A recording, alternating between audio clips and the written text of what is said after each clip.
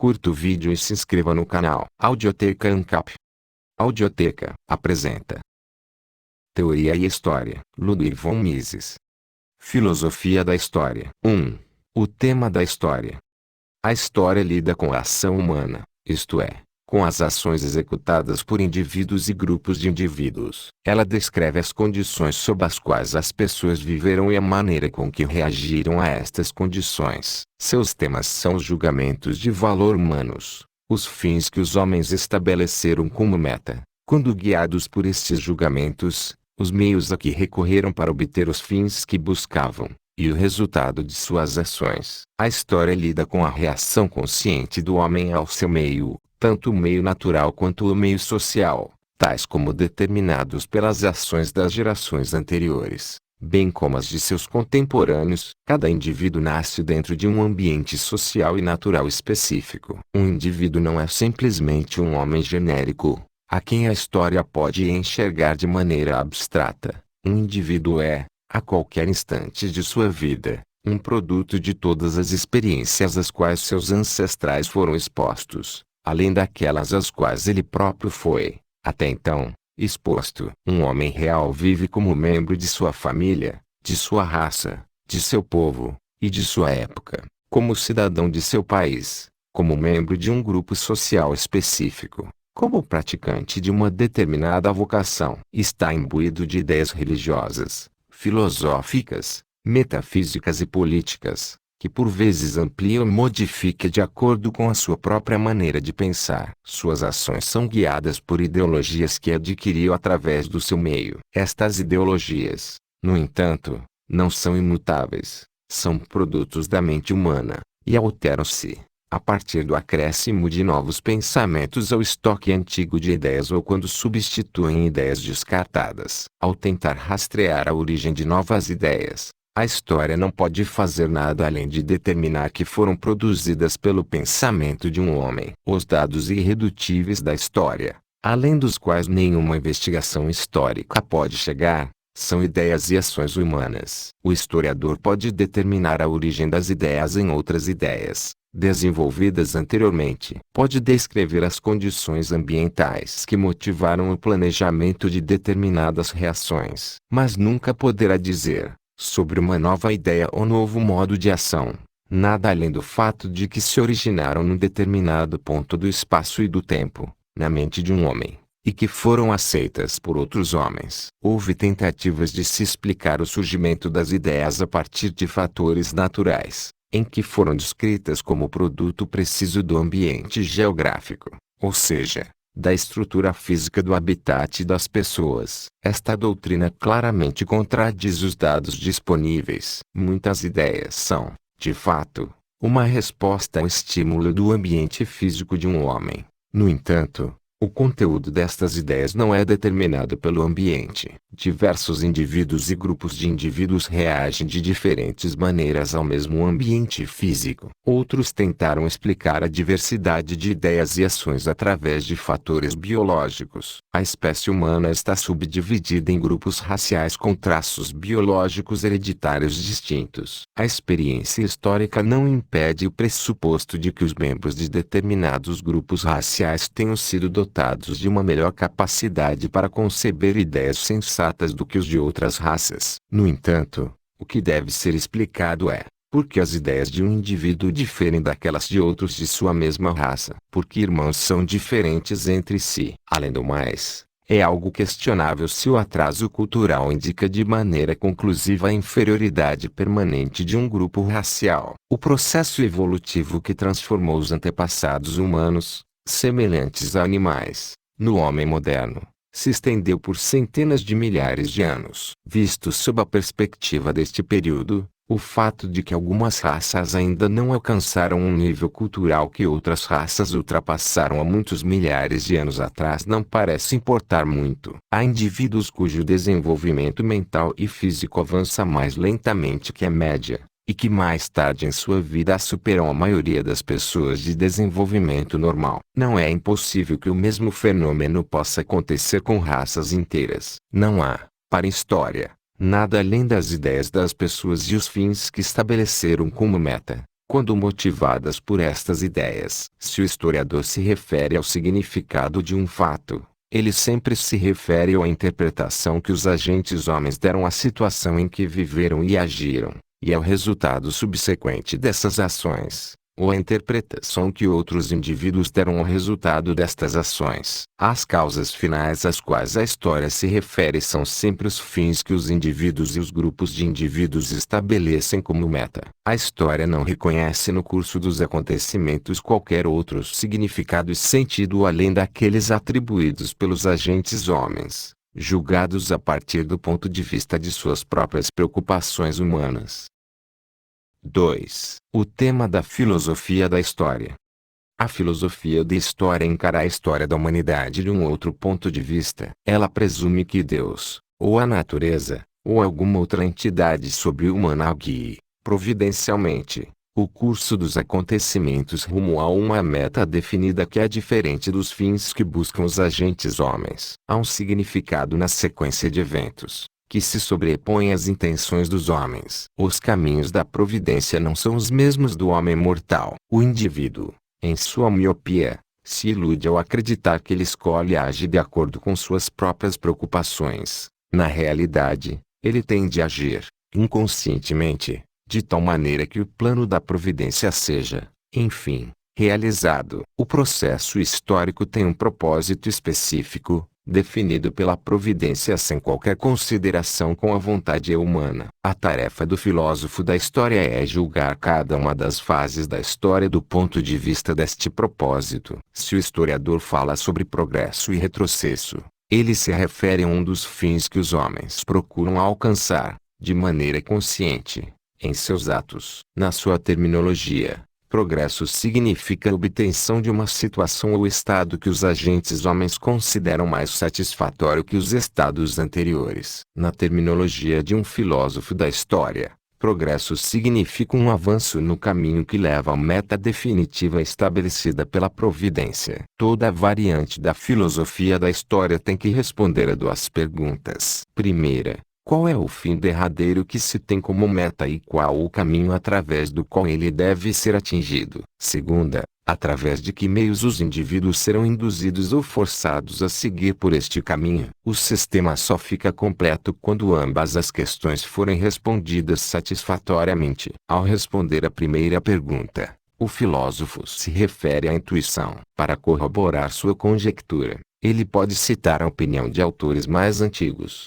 isto é, a especulação intuitiva de outros indivíduos. A fonte derradeira do conhecimento do filósofo é, invariavelmente, uma adivinhação das intenções da providência, até então ocultas aos não iniciados e reveladas ao filósofo por meio de seu poder intuitivo. As objeções feitas a respeito da correção de sua adivinhação, o filósofo pode apenas responder: uma voz interna me diz que eu estou certo e você está errado. A maioria das filosofias da história não só indicam o fim derradeiro da evolução histórica, mas também revelam como a humanidade está fadada a vagar até atingir esta meta. Eles enumeram e descrevem sucessivos estados ou estágios, estações intermediárias no caminho dos inícios primordiais até o fim derradeiro. Os sistemas de Hegel, Comte e Marx pertencem a esta categoria. Outros, por sua vez, atribuem a determinadas nações ou raças uma missão específica,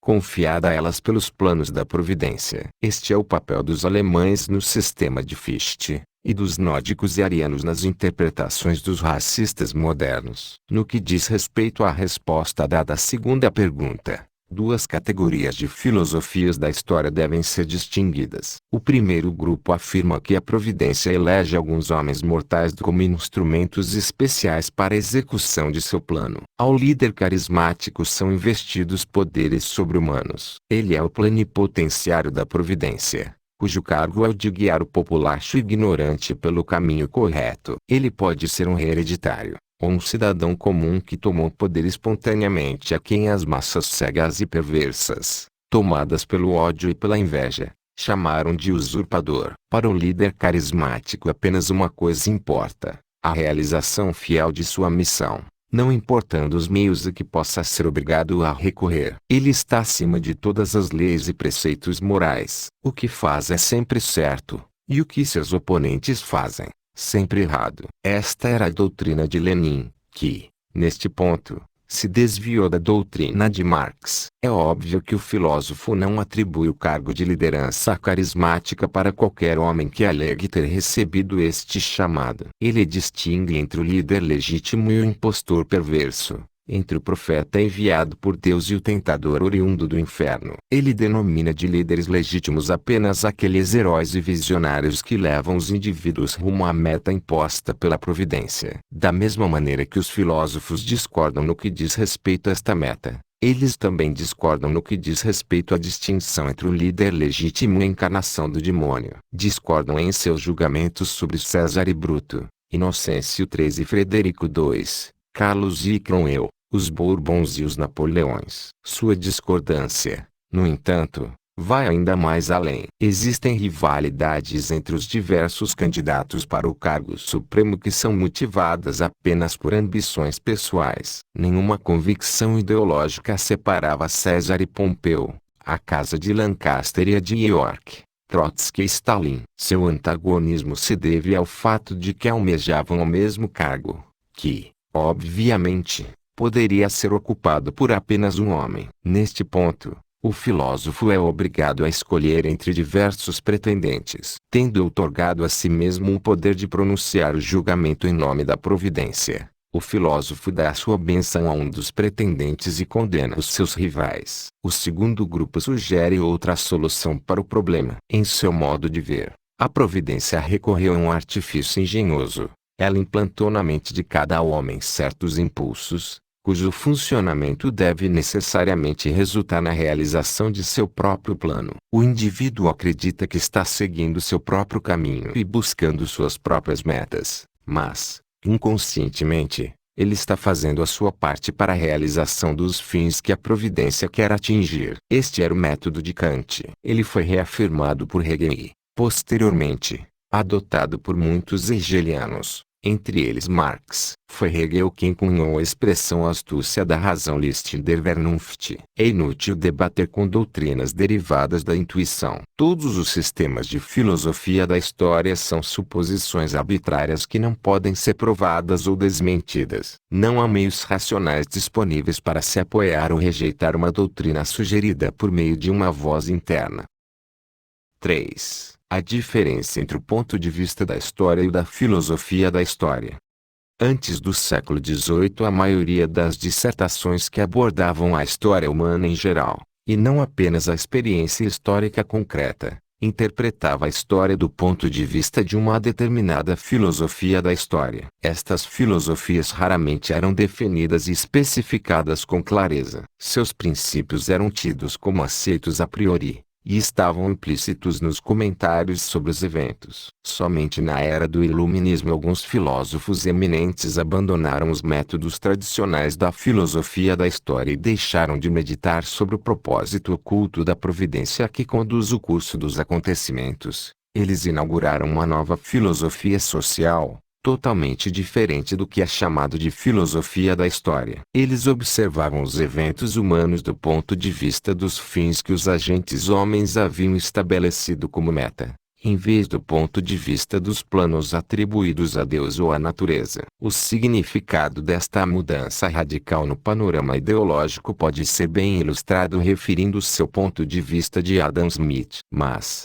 para analisar as ideias de Smith, primeiro precisamos nos referir a Mandeville. Os antigos sistemas éticos eram quase unânimes na condenação do interesse próprio. Estavam dispostos a perdoar o interesse próprio daqueles que aravam o solo, e muitas vezes tentavam desculpar ou até mesmo glorificar o desejo de engrandecimento dos reis. Mas eram inflexíveis ao desaprovar a ânsia de outras pessoas pelo bem-estar e riquezas. Referindo-se ao Sermão da Montanha, eles exaltavam a abnegação e a indiferença para com os tesouros que as traças e a ferrugem corrompem, qualificando o interesse próprio como um vício repreensível. Bernard de Mandeville, em sua Fábula das Abelhas, tentou desacreditar esta doutrina. Ele apontou que o interesse próprio e o desejo pelo bem-estar material, comumente estigmatizados como vícios, são, na realidade, incentivos que, quando postos em prática, produzem bem-estar, prosperidade e civilização. Adam Smith adotou esta ideia. O objeto de seus estudos não era desenvolver uma filosofia da história de acordo com os padrões tradicionais. Ele não afirmava ter adivinhado as metas que a providência havia estipulado para a humanidade e que visava realizar ao conduzir as ações dos homens. Ele se absteve de quaisquer afirmações a respeito do destino da humanidade e de qualquer prognóstico sobre o fim inelutável da mudança histórica. Ele apenas queria determinar e analisar os fatores que haviam sido fundamentais no progresso do homem, desde as condições limitadas das eras mais antigas até as condições mais satisfatórias de seu próprio tempo. Foi a partir deste ponto de vista que ele enfatizou o fato de que cada parte da natureza, quando investigada com atenção, demonstra de igual maneira o cuidado providencial de seu autor, e que podemos admirar a sabedoria e a bondade de Deus até mesmo na fraqueza e na loucura dos homens. Os ricos, quando visam a gratificação de seus próprios desejos vãos e insaciáveis, são conduzidos por uma mão invisível de tal modo que mesmo sem essa intenção, sem a consciência disso, estão promovendo os interesses da sociedade, e proporcionando os meios para a multiplicação da espécie. Por acreditar na existência de Deus, Smith não podia evitar atribuir a origem de todas as coisas terrenas a ele e ao seu cuidado providencial, assim como posteriormente o católico Bastiat falou sobre o dedo de Deus. Mas, ao referirem-se dessa maneira a respeito de Deus, nenhum deles tencionou fazer qualquer tipo de afirmação sobre os fins que Deus poderia estar desejando realizar na evolução histórica. Os fins aos quais eles se referiram em seus escritos eram aqueles que os agentes homens tinham como meta, não a providência. A harmonia pré-estabelecida a qual eles aludiram não afetava seus princípios epistemológicos e os métodos de seu raciocínio. Eram apenas métodos projetados para procedimentos estritamente seculares e mundanos que eles aplicavam aos seus esforços científicos com as suas crenças religiosas. Eles tomaram este expediente emprestado dos astrônomos, físicos e biólogos religiosos que haviam recorrido a ele sem se desviar, em seus estudos, dos métodos empíricos das ciências naturais. O que fez com que fosse necessário para Adam Smith procurar por esta reconciliação foi o fato de que, como Mandeville antes dele, ele não conseguia se libertar dos padrões e da terminologia da ética tradicional, que condenavam como perverso o desejo do homem de melhorar suas próprias condições materiais. Consequentemente, ele se deparou com um paradoxo. Como podem ações comumente chamadas de perversas gerarem efeitos comumente louvados como benéficos? Os filósofos utilitaristas encontraram a resposta certa. O que resulta em algo benéfico não deve ser rejeitado como moralmente mau. São somente más as ações que produzem resultados maus. Mas o ponto de vista utilitarista não prevaleceu. A opinião pública ainda se apega às ideias pré-mandevillianas. Ela não aprova o sucesso de um homem de negócios quando ele fornece aos consumidores a mercadoria que melhor se adequa aos seus desejos. Ela vê com desconfiança a riqueza adquirida através do comércio e da indústria,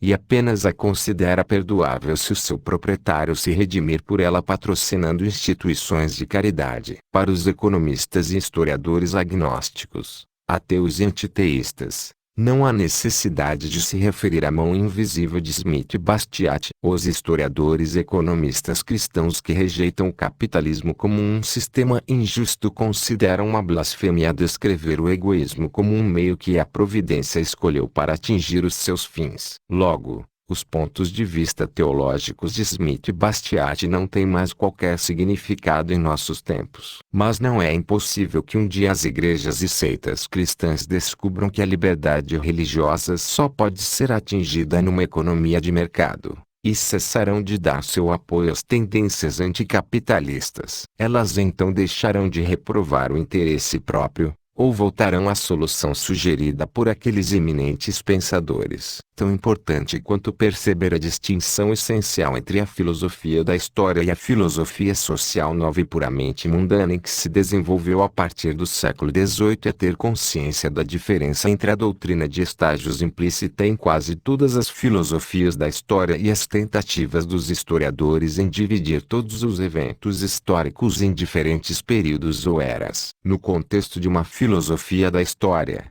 os diferentes estados ou estágios são, como já se mencionou, estações intermediárias no caminho a um estágio final onde o plano da providência será realizado em sua totalidade. Para muitas filosofias da história cristãs, este padrão foi estabelecido pelos 4 reinos do livro de Daniel. As filosofias da história modernas pegaram emprestado de Daniel a noção do estágio final da condição humana, a noção de um domínio eterno, que não acabará. Por mais que Hegel, Comte e Marx se discordem de Daniel e entre si, todos eles aceitam esta noção, que é um elemento essencial em toda a filosofia da história. Eles anunciam ou que o estágio final já foi atingido, Hegel, ou que a humanidade acabou de entrar nele, Comte, ou que a sua chegada deve ser esperada a qualquer momento, Marx. As eras da história, tais como estabelecidas pelos historiadores, têm um caráter totalmente diferente. Os historiadores não alegam saber qualquer coisa a respeito do futuro,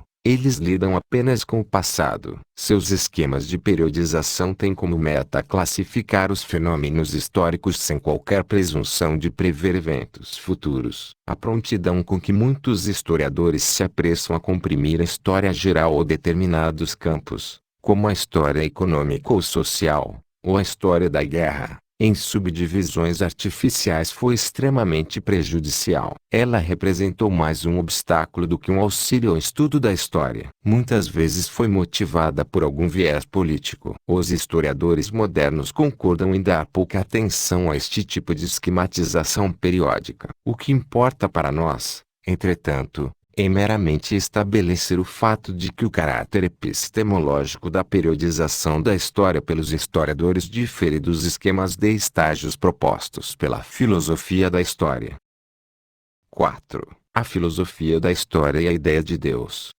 As 3 filosofias da história pré-darwinianas mais populares do século XIX, as de Hegel, Comte e Marx, foram adaptações da ideia de progresso do iluminismo. E esta doutrina de progresso humano foi, por sua vez, uma adaptação da filosofia cristã da salvação. A teologia cristã distingue 3 estágios na história humana: a bem-aventurança da era que antecedeu a queda do homem, a era da depravação secular, e, finalmente, a chegada do reino dos céus. Abandonado a si próprio, o homem não seria capaz de expiar o pecado original e obter a salvação. Mas Deus, em sua misericórdia, o conduz até a vida eterna. Apesar de todas as frustrações e adversidades da peregrinação temporal do homem, existe a esperança de um futuro abençoado. O iluminismo alterou este esquema para que ele pudesse concordar com o seu ponto de vista científico. Deus concedeu ao homem a razão,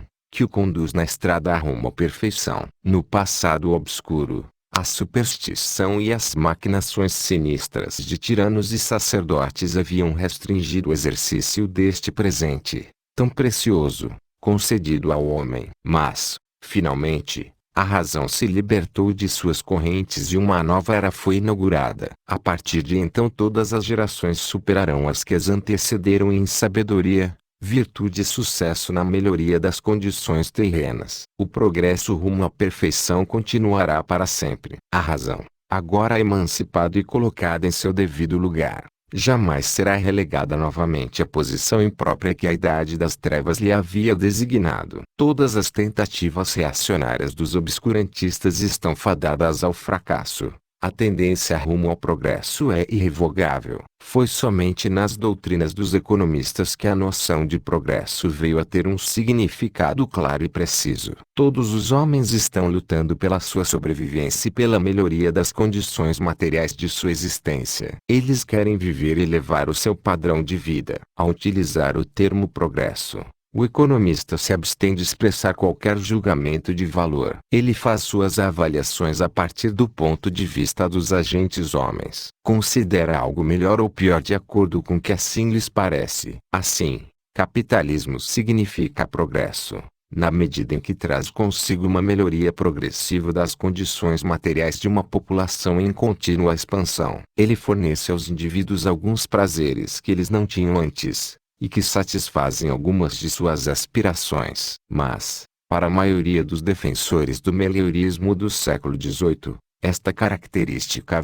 materialista contida na ideia dos economistas de progresso era repulsiva. Eles nutriam sonhos vagos de um paraíso terreno. Suas ideias a respeito das condições do homem neste paraíso eram mais negativas do que afirmativas. Visualizavam uma situação onde o homem estaria livre de tudo aquilo que achavam insatisfatório em seu meio. Não existiriam tiranos, opressão ou perseguição, guerras, pobreza, crime. Haveria a liberdade, a igualdade e a fraternidade. Todos os homens seriam felizes, unidos em paz, e cooperando no amor fraternal. Como eles acreditavam que a natureza é abundante e todos os homens são bons e razoáveis, eles não conseguiam enxergar um motivo para a existência de tudo o que consideravam mal, além das deficiências inerentes à organização social e política da humanidade. O que era necessário era uma reforma constitucional que substituísse as leis más por boas leis. Todos os que se opunham a esta reforma,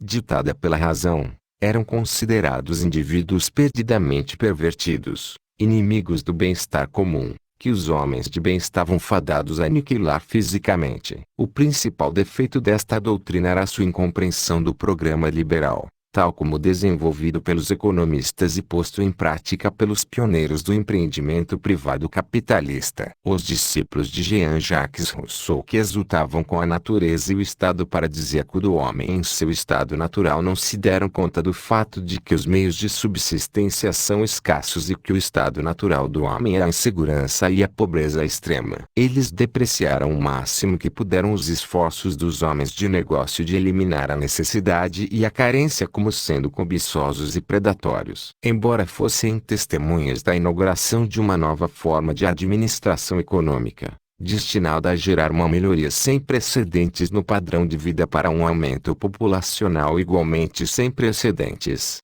preferiram se dedicar a devaneios sobre um retorno à natureza ou a uma suposta simplicidade virtuosa do início do período republicano da antiga Roma. Enquanto empresários e industriais estavam ocupados em melhorar os métodos de produção e produzir mercadorias em maior número e de melhor qualidade para o consumo das massas, os seguidores de Rousseau advogavam sobre a razão, a virtude e a liberdade. É inútil falar pura e simplesmente sobre o progresso. Deve-se, antes de mais nada, designar com clareza a meta que se deseja atingir. Apenas então pode-se chamar de progresso um avanço no caminho que leva até esta meta. Os filósofos do iluminismo fracassaram redondamente neste ponto. Eles não disseram nada de específico acerca das características da meta que tinham em mente. Apenas glorificaram esta meta, descrita de maneira insuficiente, como um estado de perfeição e de realização de tudo aquilo que é bom. Mas foram muito pouco claros na sua utilização de epítetos como perfeito e bom, quando comparado ao pessimismo de autores antigos e modernos,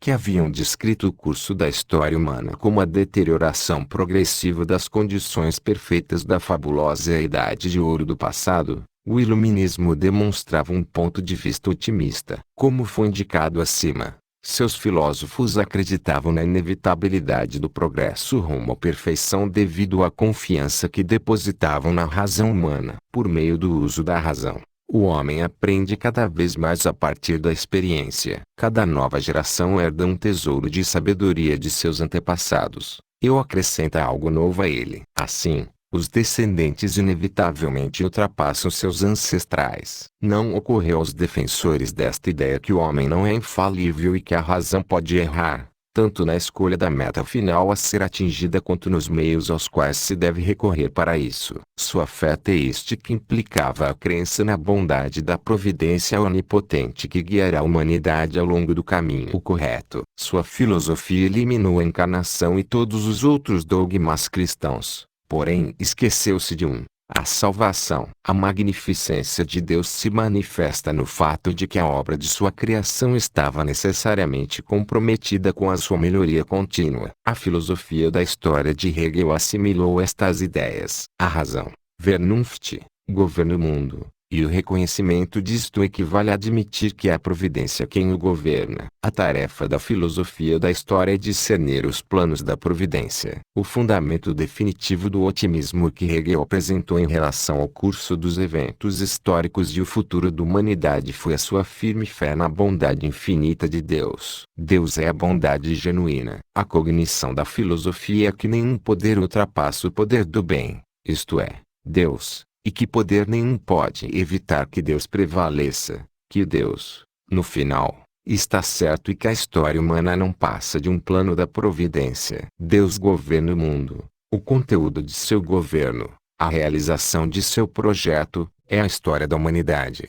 Na filosofia de Comte, bem como na de Marx, não há espaço para Deus e sua infinita bondade. No sistema de Hegel fazia mais sentido falar de um progresso necessário da humanidade, a partir de condições menos satisfatórias para condições mais satisfatórias. Deus havia decidido que cada um dos estágios da condição humana seria melhor e mais elevado que o antecedente. Nenhuma outra decisão poderia ser esperada de um Senhor onipotente e infinitamente bom. Porém os ateus Comte e Marx não poderiam simplesmente presumir que a marcha do tempo é necessariamente uma marcha rumo a condições cada vez melhores e levaria, eventualmente, a um estado perfeito. Coube a eles provar que o progresso e as melhorias são inevitáveis, e que um retorno a condições insatisfatórias seria impossível. No entanto, eles nunca tentaram realizar tal demonstração. Se, para fins argumentativos, alguém estivesse disposto a concordar com a previsão arbitrária de Marx de que a sociedade está se movendo com a inexorabilidade de uma lei da natureza rumo ao socialismo,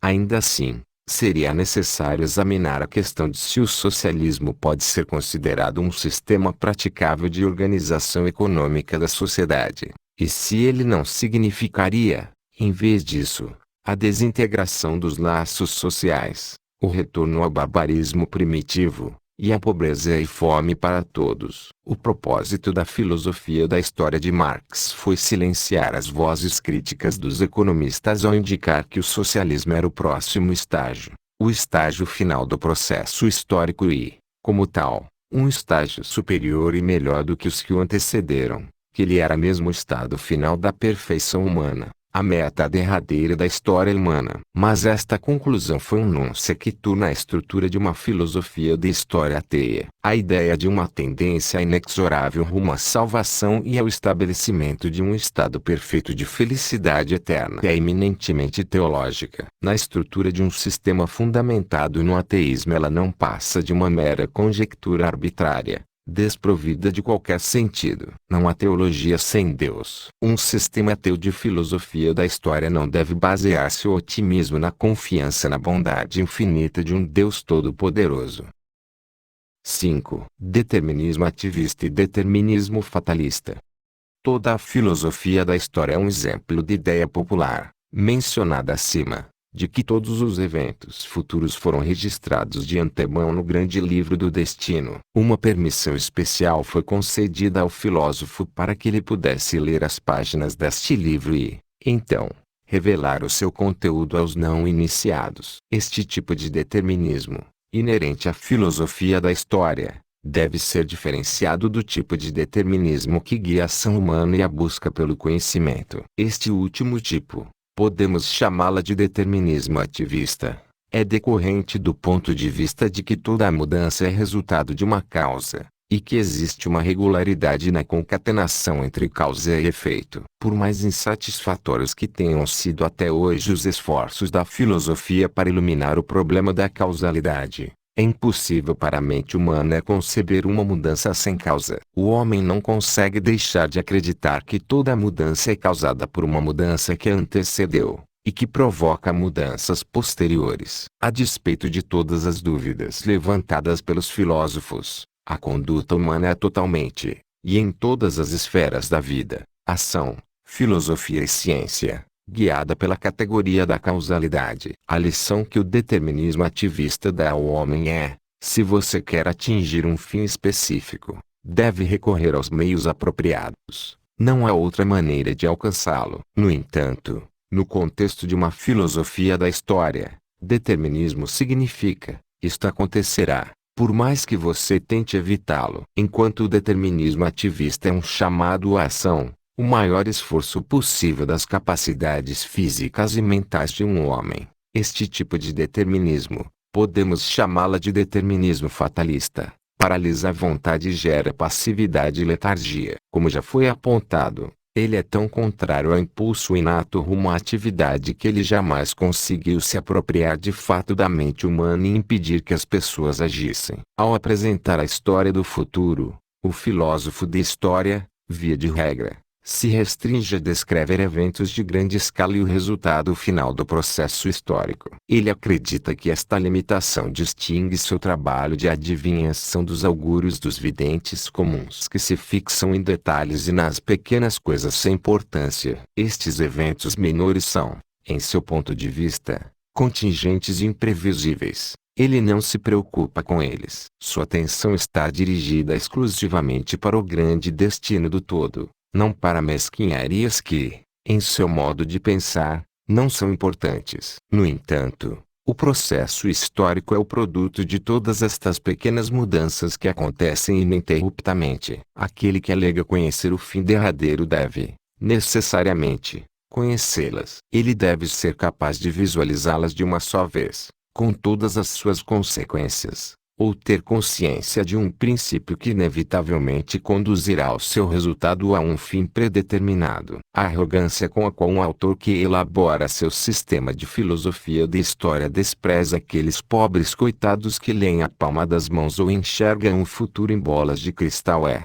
portanto, pouco diferente da arrogância que, nos tempos pré-capitalistas, os atacadistas manifestavam contra os varejistas e vendedores ambulantes. O que ele está vendendo é, essencialmente, a mesma sabedoria questionável. O determinismo ativista não é, de maneira alguma, incompatível com a ideia, corretamente entendida, do livre-arbítrio. Na realidade, ele é a exposição correta deste conceito, tão mal interpretado. É justamente porque existe no universo uma regularidade na concatenação e sequência de fenômenos, e porque o homem é capaz de adquirir o conhecimento acerca de algumas dessas regularidades, que a ação humana se torna possível, dentro de uma margem definida. Livre-arbítrio significa que o homem pode ter como meta fins específicos, uma vez que ele está familiarizado com algumas das leis que determinam o fluxo dos acontecimentos do mundo. Ele não está,